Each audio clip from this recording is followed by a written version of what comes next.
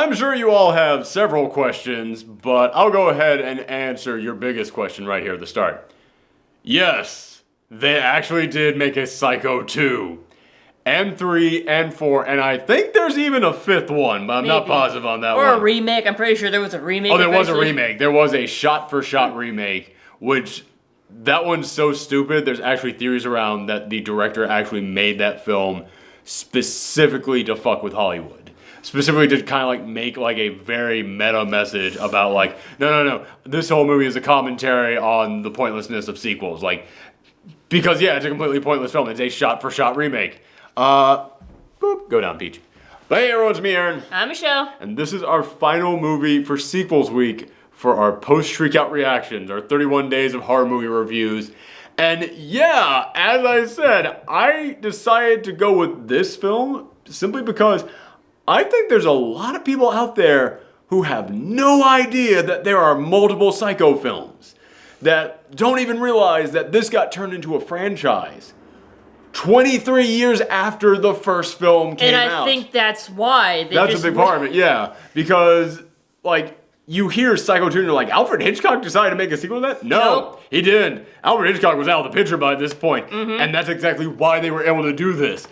Hitchcock's estate basically held on to this for the longest time, and then eventually when it was finally up 23 goddamn years after the original was made, yeah, that's when the studio was like, you know what we could do? Stroke our big studio beards. Yeah, it's stupid to try and return to Psycho. Yeah, and it's like, it doesn't need a sequel. It's like, just... you want to talk about a horror film that is perfectly, fully contained?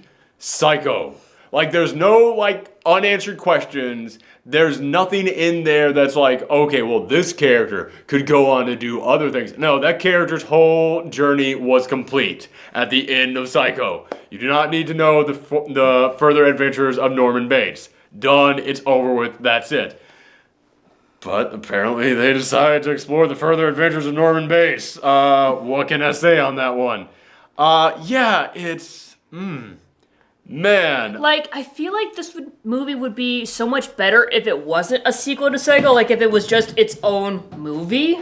Yeah, like if they didn't have to tie into the first film or anything, like it was just a film. Because what this film is that this is a movie about 23 years after Norman Bates was caught. You know, he was sentenced to a mental asylum because his lawyers argued insanity, which, yeah, he was insane. And now he's finally being let out, and he's trying to re-enter society. However, there are certain people who don't want him re-entering society, and they're trying to mess with him and basically poke the bear until he goes crazy again, and they decide to arrest him again.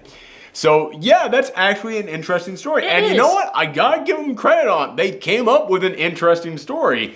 And if you have to make a sequel to Psycho, this isn't that bad of an idea, honestly. No. I mean, what else are you going to do with it? Exactly, right? Yeah, it's like Norman Bates is not the kind of guy who, it's not like Freddy or Jason or Michael Myers, where it's like, oh my god, that giant monster guy is stalking us again. No, the entire appeal of Norman Bates was the mystery behind him, because you thought it was the mother who was the evil one.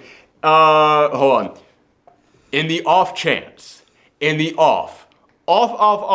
chance that someone out there has never, ever seen the original Psycho and doesn't know what the original Psycho is about, tune out now and just go and watch it, because that's one of those films that's so ingrained in the American lexicon that we all just know what it is. We all know every single beat of that film, even if you've never even seen it. But that is a film that relies heavily on multiple twists. So if you have never ever seen that film, just tune this off, go and watch the original Psycho, because it's one of those 1 in a million opportunities that you never ever get to run to that person who doesn't even know what Psycho is. Because how often can you introduce someone to that massive twist in there? So okay, everybody good? Gone? Great, wonderful. Okay, so the whole thing with Norman Bates is that Norman Bates, he's not a slasher. He's not a serial killer monster. He's a very complex, interesting character, because you look at Norman Bates and you're like, oh man, this guy, he's not a bad guy. his mother's the one that's really evil. And then at the end of the film, it's revealed, oh yeah, his mother died a long time ago. He went nuts and he has split personalities. And the mother is one of those personalities, and the mother is like, so when the mother is killing people, it's really him that's killing people. So yeah, it makes him such a fascinating character because, yeah, you can tell there's a good guy in there. You can tell there is a good person inside of Norman Bates, but you can also tell there's a lot of bad inside Norman Bates. He's had a lot of issues. He does. And that's what does kind of make this an interesting idea for a sequel. It's this idea of, okay, well, what if Norman Bates was able to be cured and now he was the protagonist of this film and you had to root for him? Yeah, that's not bad. I'll give him some credit on that. Again, you don't need to make a Psycho sequel. It's totally pointless. There is no reason for it, and that movie is perfect, just self-contained by itself. But if you have to, if you absolutely had to make a sequel, it's probably about as good as you could get. Yeah. I'll give him credit on that. But yeah, so he gets to go back into his big spooky house, and the hotel is now being run by Dennis Franz, which is the most Dennis Franz character I've ever seen, because he is basically, if anybody ever saw that episode of The Simpsons where Homer got accused of sexual harassment and they turned it into a TV movie and Homer was being played by Dennis Franz is playing the version of Homer they played in that one minute long skit that he did on that episode of The Simpsons. Wow, I made a bunch of references in there that no one's going to get. But yeah, that's basically what he is. He's like, yeah, let people just come in here and rent the hotel by the hour. Also, I sell drugs on the side. Also, I turn a blind eye to teenagers just screwing in your house. But hey, I'm still a legitimate businessman. So yeah, that's the guy that Norman Bates now has to deal with as soon as he moves back in. It's like, oh, the universe is testing this boy. I shouldn't say boy because he's now in his 50s. Yes. Which is one of the creepy ass things about this film because they try... Granted, they don't lean into it that hard. Yeah, but there's no kiss, there's nothing like that in here. But they do kind of make it seem like a romance. Possible romance might bloom at some point. And it's with someone who is literally not even half his age. Yeah, it's kind of messed up. Yeah. But again, I can give it a pass because they actually don't lean into the romance thing that much in here. It's entirely possible that the reason why I even think it's romance to begin with is because of just, hey, that's how Hollywood over years has kind of conditioned us to kind of believe about this stuff. I gotta look up the actress's name for that though, because it was actually a very famous actress who played the semi-love interest in that film.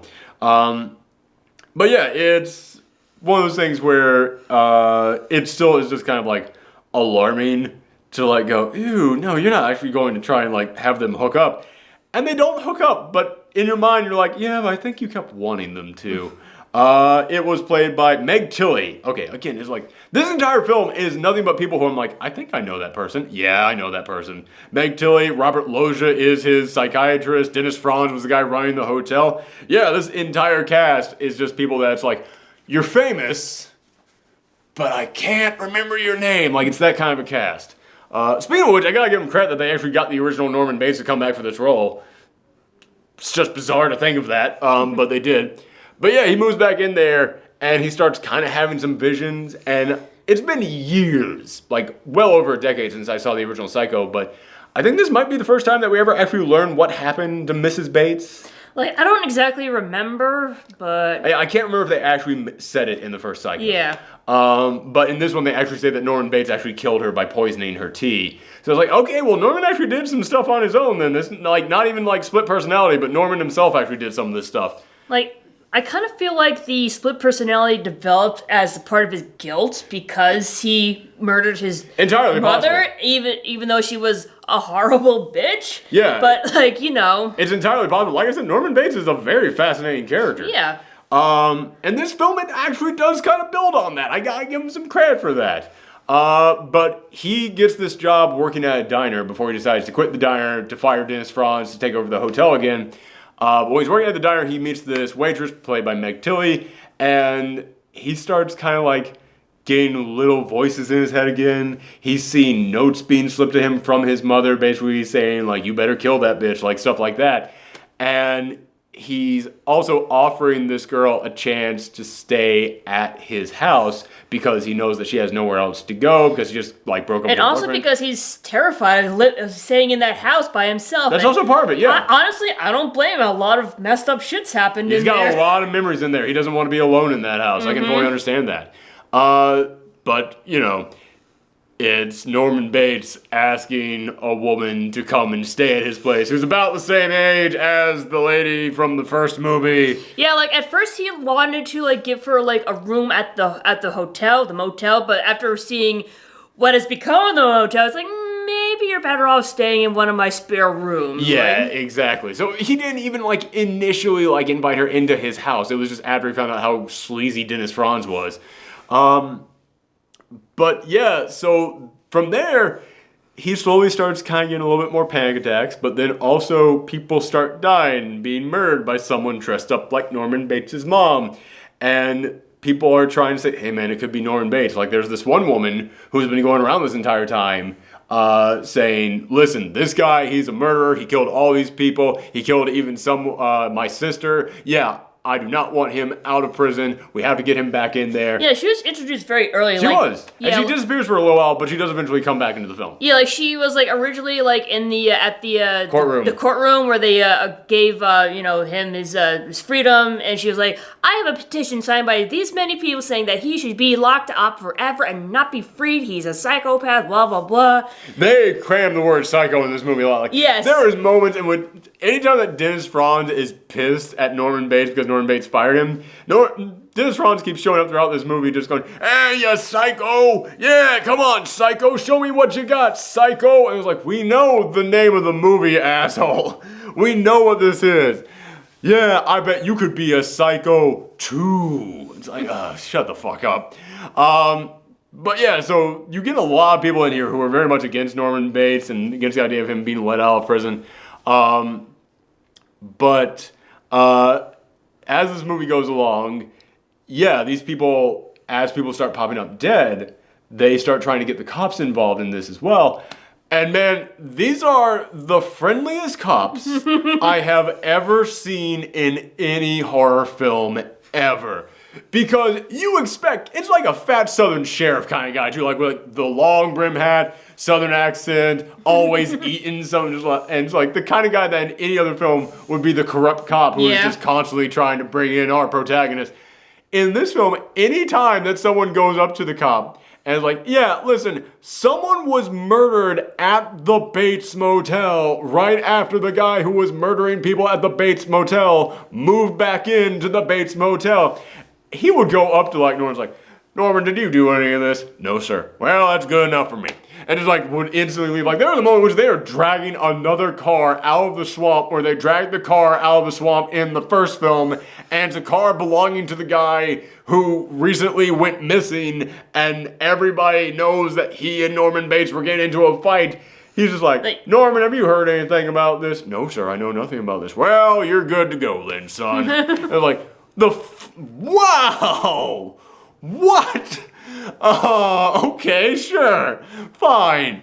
But this film, it does have a lot of twists and turns in it. There are a lot of surprises in here.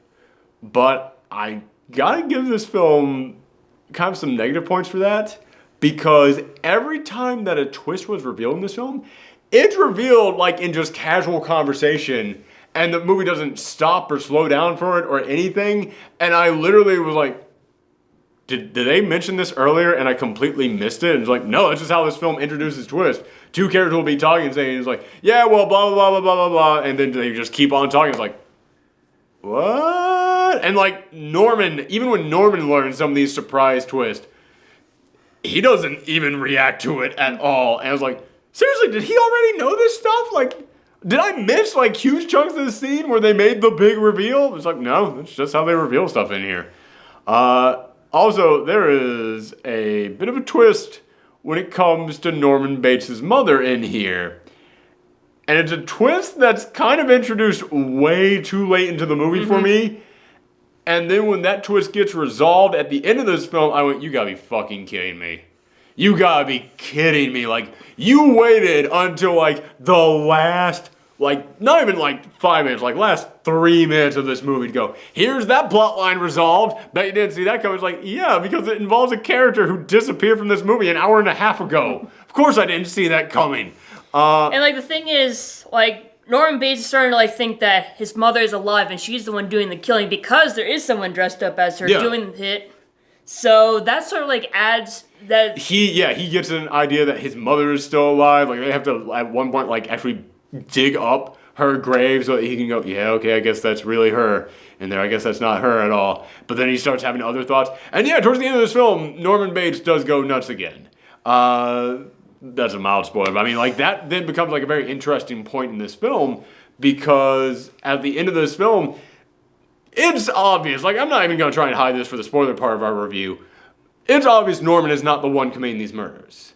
Because if he was the one committing these murders, the film would have fallen apart early on in this. Like, no way would that mystery have held up throughout the course of this entire film. In fact, there's even specific moments in here in which you're like, yeah, it couldn't possibly have been like, there was Norman. one time where he got himself locked up in the attic, and, like, there were, like, two teenagers who, like, snuck into the cellar to make out, and one of them got murdered. So. Yeah, so it's like, so we know for a fact it is not him in here who's doing it.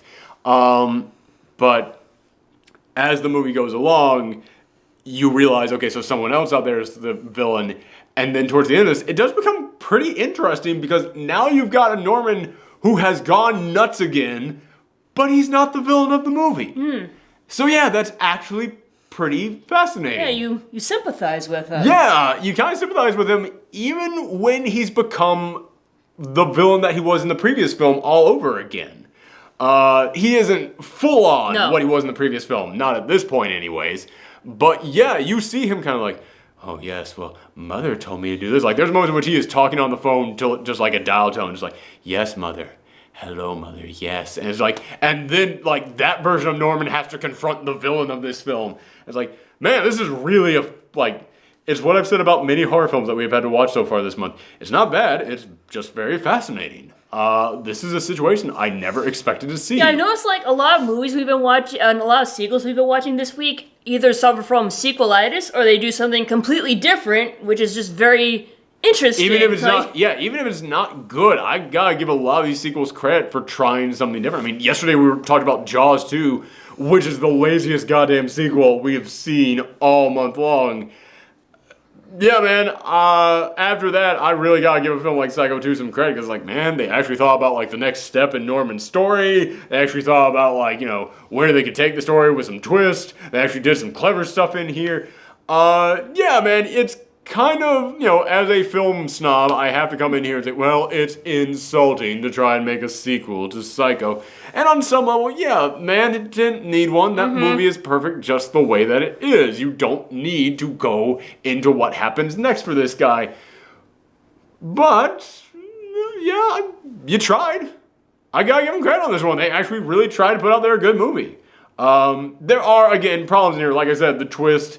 the final twist in this movie, that comes way too goddamn late in this thing, and it so is not earned. And also, yeah, this thing actually has a really good mystery of, okay, well, who is actually killing it? Like, you heard me constantly throwing out guesses like, it's the therapist. No, it's that lady from the courtroom.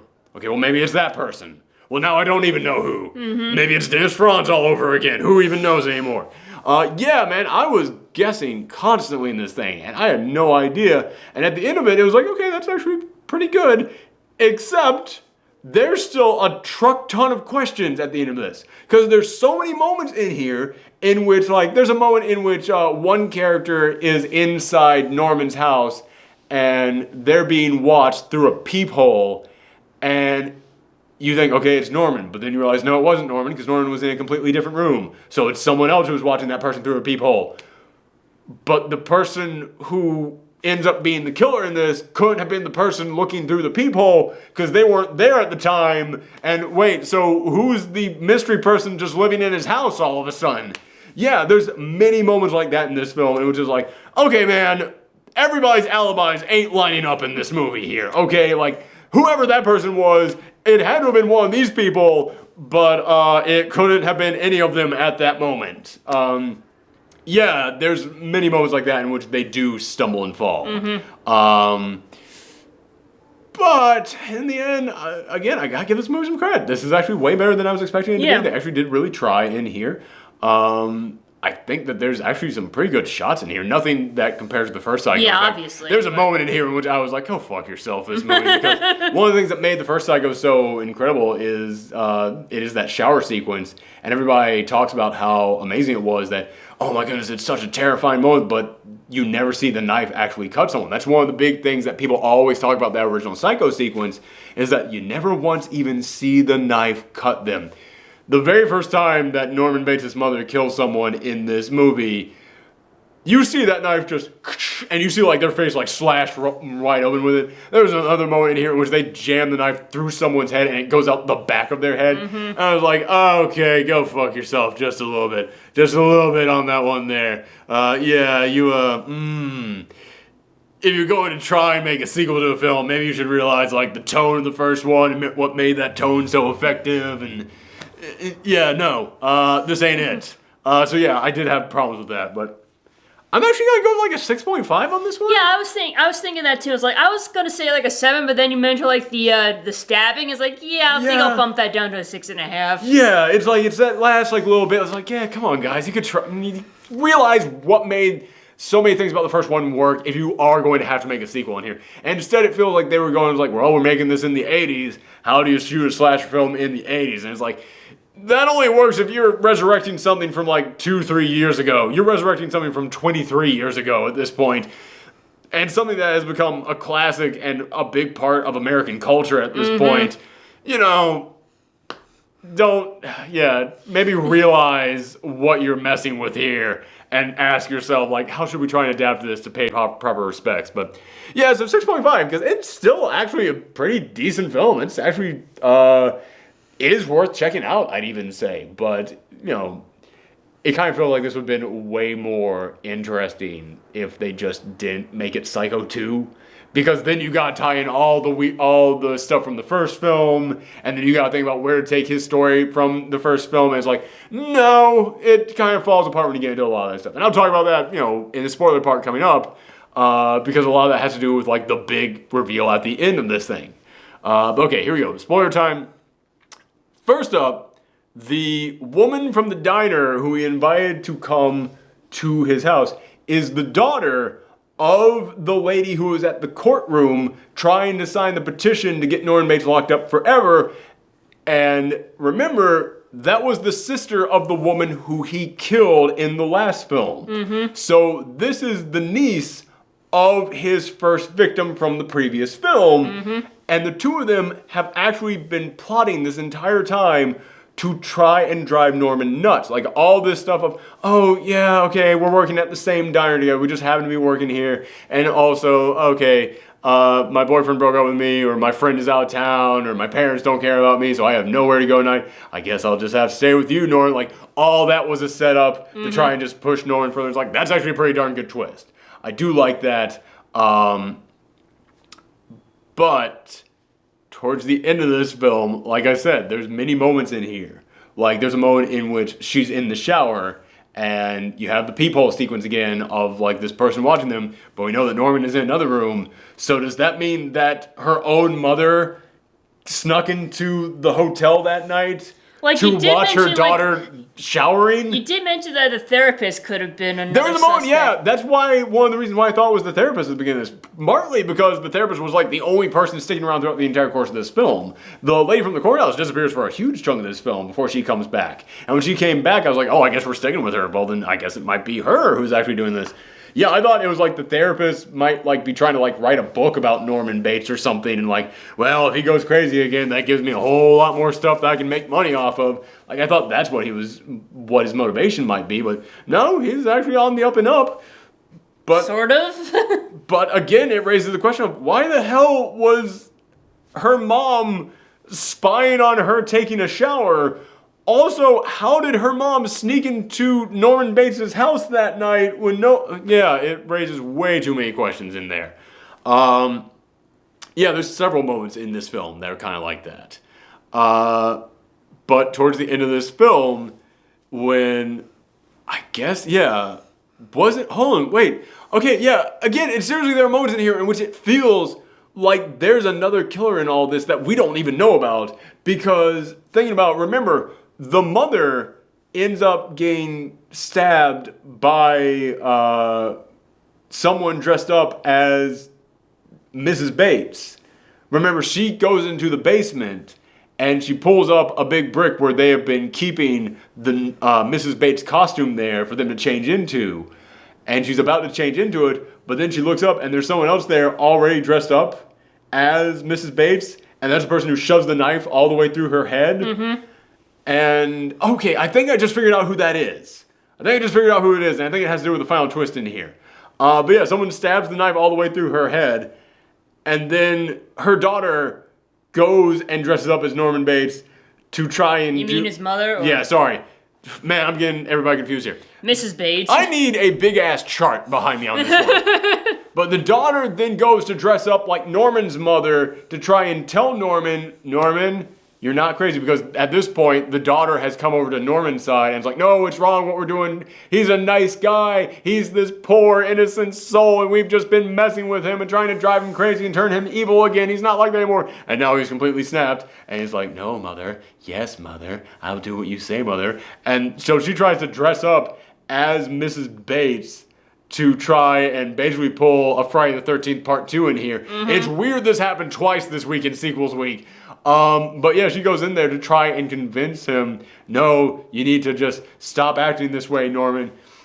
But then she like freaks out and stabs the therapist. And then Norman's trying to confront her and she's now stabbing Norman.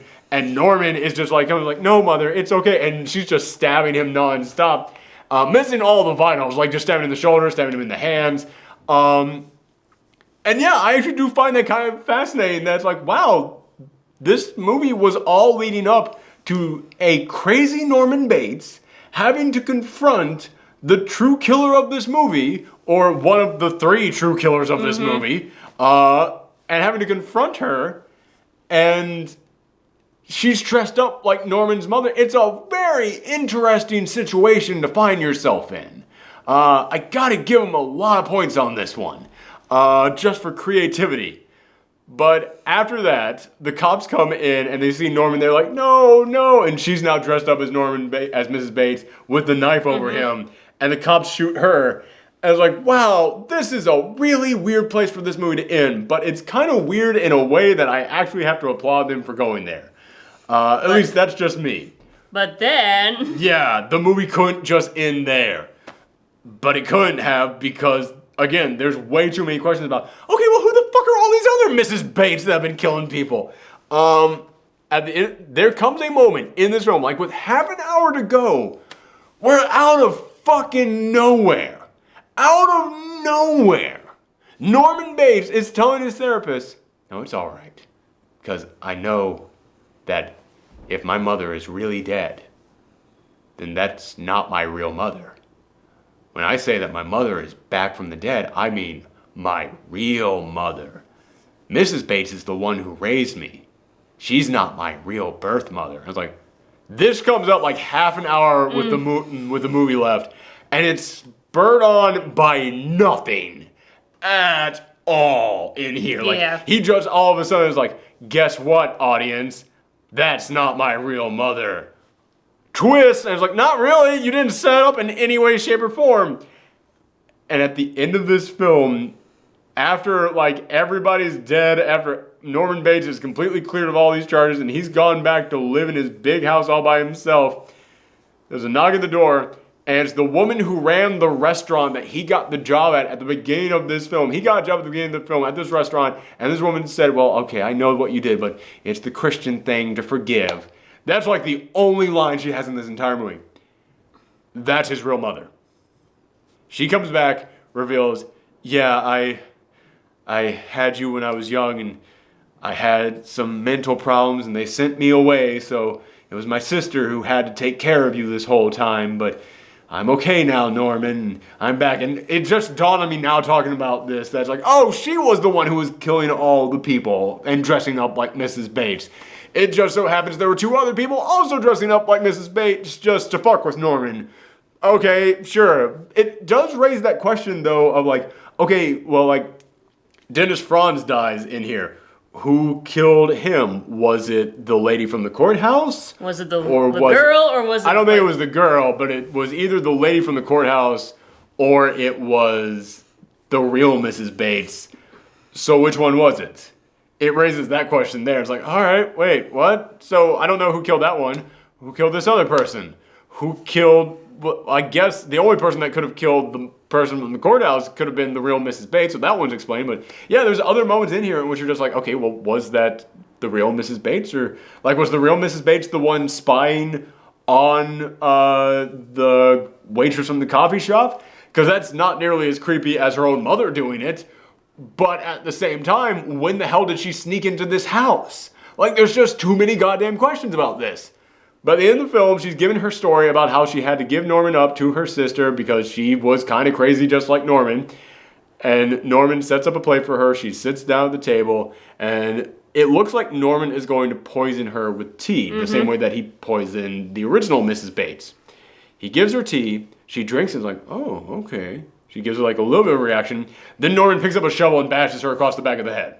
I have to give him some credit on that one. I do have to give him some credit on that one. Simply because, yeah, I didn't see that coming.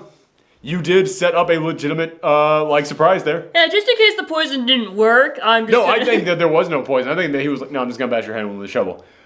The tea thing there was just for the audience to go like, oh, is he going to do this? Like, yeah, because... Oh, no. Yeah, like now they mention it, like the where he got the poison from didn't have a label on it, so it could have been. So they were totally trying to set up like, oh, mystery box. He's getting tea from some kind of a mystery box in there. You know it's gotta be poison. And then she, instead of her just going, she looks at it like, oh, okay, like, oh, I guess it's all fine. Whack! Like, all right, that's pretty good. But then she falls over dead. He picks her up, carries her up the stairs, takes her into his mother's old room. And then all of a sudden you hear, Norman, I'm not tired now. Prop me up in the chair against the window so I can watch you, Norman. Yes, Mother. And go open that hotel. What are we supposed to live on? Hope, you useless boy. Yes, Mother. And then he walks out of his big creepy house with his real mother up there staring out at him. And he stands there like he just completed his supervillain origin story with like the dark clouds rolling in behind him. And then you see the Bates Motel lights go up and it just says vacancy. And I was like, yeah, that's what I'm talking about how trying to tie this idea for an actual pretty unique like murder mystery movie into Psycho is kind of one of the biggest faults of it, because you actually had a pretty legitimately interesting mystery there. And I was actually pretty invested in this thing. But the moment that you have to come in here and shoehorn in with maximum efforts a way to get Norman Bates back to being the guy he was at the beginning of the first Psycho film, wow, you went for it, man. I have never seen a film have to try that hard to go reset, bam. Like, we got more of these movies to make, everybody. We have to figure out a way to just undo everything from this character's arc in a second. So that we can, like, they had to introduce a second Mrs. Bates so they could get Norman back to being the yes, mother guy. With not even just, like, going yes, mother, as in, like, he's hearing voices in his head. Actually having a dead mother propped up in the window to watch him. Like, that is how far back they had to go on this thing. It's like, god damn, movie. Wow. I am in disbelief that you had to go there. But yeah, any other sequels that I'm forgetting here? Sequels or? Spoilers. No, I don't think so. Yeah, that's the big one. Yeah. Man, that is one of the most shocking endings to a horror film I've ever seen. Not in the good way. Just like, oh my god, in 3 minutes, you just undid everything. And again, at the half-hour mark, like with half an hour left in this film, is when they even introduced the concept of an original Mrs. Bates. And it really feels to me like they were writing this script, And they got to that point in it and they just realized, oh fuck, I have no idea how to end this thing. And we need something to wrap this up. It's almost like they realized, oh, we have had too many characters in too many places for this whole murder mystery thing to actually pay off and actually make sense. Yeah, man, it's really bizarre to me that they had to go that hard back. But yeah, that's it. That concludes sequel week. Thank you guys for sticking with us throughout this. We've still got 2 more weeks of horror movie reviews going on, which means it's now time to kick off the next theme week. Mm-hmm. And you thought sequels week was bad? Mm-mm. Mm-mm. Mm. The next theme week is found footage week. Oh yes. The only type of horror films with a worse track record than horror movie sequels. All week long, found footage movies. A bunch of crazy ass, obscure found footage films, 90% of which I guarantee you guys have never even heard of. We are going to dig deep to find some weird ass found footage films. So stay tuned for that because it's gonna get weird.